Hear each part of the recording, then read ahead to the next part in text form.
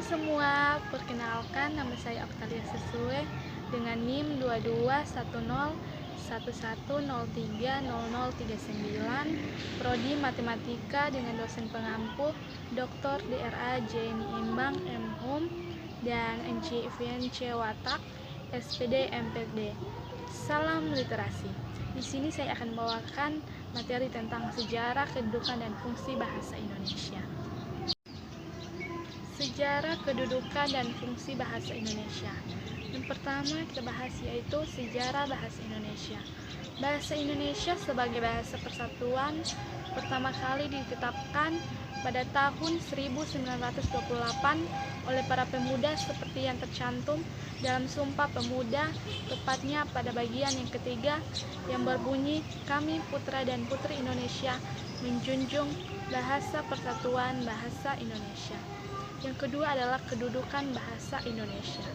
Bahasa Indonesia dikukuhkan kedudukannya sebagai bahasa negara pada tahun 1945. Bahasa Indonesia memiliki kedudukan yang sangat penting karena bahasa Indonesia berkedudukan sebagai bahasa persatuan dan bahasa negara sekaligus. Fungsi bahasa Indonesia. Yang pertama adalah bahasa Indonesia sebagai bahasa persatuan. Bahasa Indonesia sebagai bahasa persatuan ditandai dengan sebuah ikrar yang disampaikan oleh para pemuda dari seluruh pelosok Nusantara yang berkumpul di Batavia dalam Kongres Pemuda pada tanggal 28 Oktober 1928, dan peristiwa ini dikenal dengan istilah Sumpah Pemuda.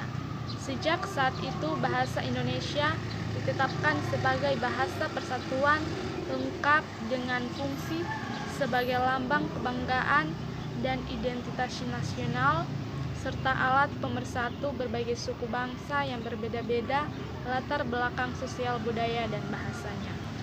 Yang kedua adalah bahasa Indonesia sebagai bahasa negara.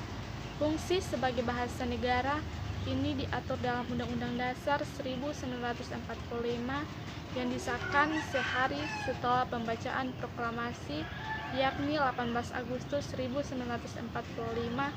Pada bab 15 pasal 36 berbunyi, bahasa negara ialah bahasa Indonesia.